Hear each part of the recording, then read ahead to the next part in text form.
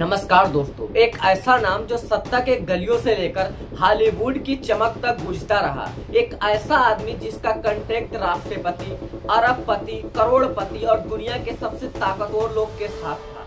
आखिर में Jeffrey Stein था कौन? सवाल ये नहीं है यह एक अमेरिकन फाइनेंसर था या एक नेटवर्क या फिर उस काले सच का दस्तावेज जिसे दुनिया आज तक पूरी तरह खोल नहीं पाई।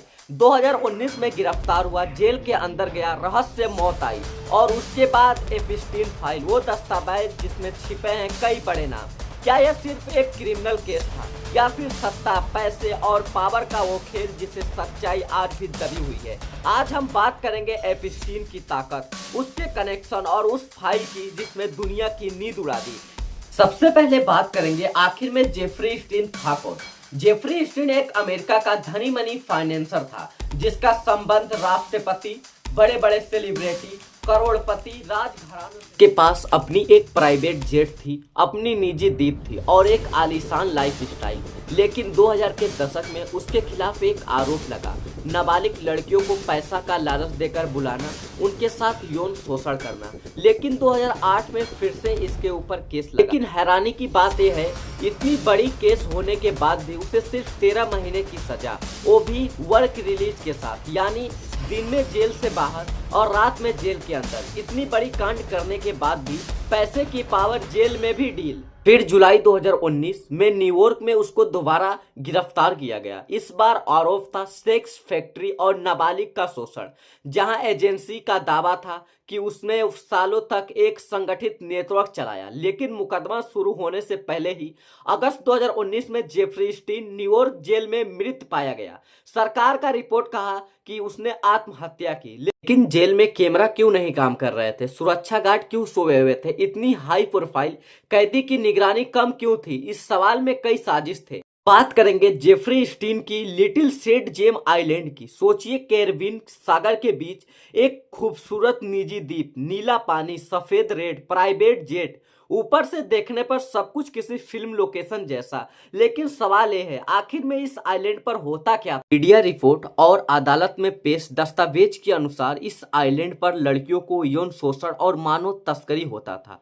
जहां पर आम लोग गोवा जाना पसंद करते हैं, वहां पे करोड़पति, राष्ट्रपति, अरबपति लिटिल सेंट जेम आइलैंड पर जाना पसंद करते थे। सबसे बड़ा सवाल, राष्ट्रपति, करोड़पति, बॉलीवुड एक्टर और दुनिया के सबसे बड़े बड़े लोग इस आइलैंड पर जाना क्यों पसंद करते थे? पहली वजह, पावर नेटवर्क। इसी जगह जहां दुनिया के सबसे बड़े बड़े लोग बिना मीडिया, बिना कैमरे की, राजनीति, बिजनेसमैन, टेलीकॉम सब एक ही टेबल पर। दूसरी वजह, प्राइवेट जेट, प्राइवेट आइलैंड, कोई पब्लिक रिकॉर्ड नहीं, कोई कैमरा रिकॉर्ड नहीं। जब सब कुछ बंद दस्तावेज के पीछे हो तो आकर्षण और भी बढ़ जाता है। लेकिन जांच एजेंसी के मुताबिक इसी आइलैंड पर गंभीर आपराधिक गतिविधियां भी चलती थी। नाबालिग लड़कियों के शोषण और सेक्स फैक्ट्री के आरोप लगे। लेकिन अब सवाल यह है, क्या वहां पर जाने वाले सभी लोग गलत काम में शामिल थे?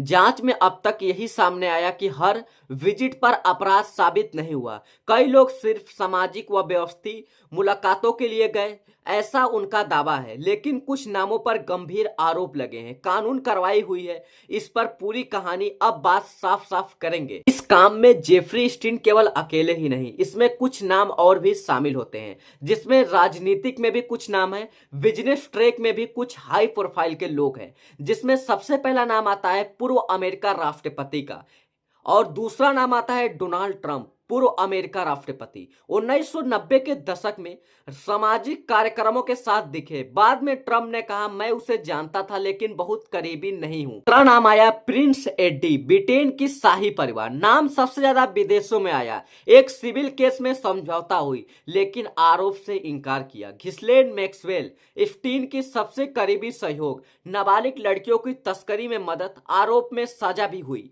कुछ बड़े बड़े बिजनेसमैन ट्रेकों को भी नाम आया। पहला नाम बिल गेट्स, माइक्रोसॉफ्टवेयर का अफथल, जो हर एक बंदा जानता है बिल गेट्स है कौन। कई मुलाकातें हुई, बाद में गेस्ट ने इनकार किया कि हम इसे नहीं जानते।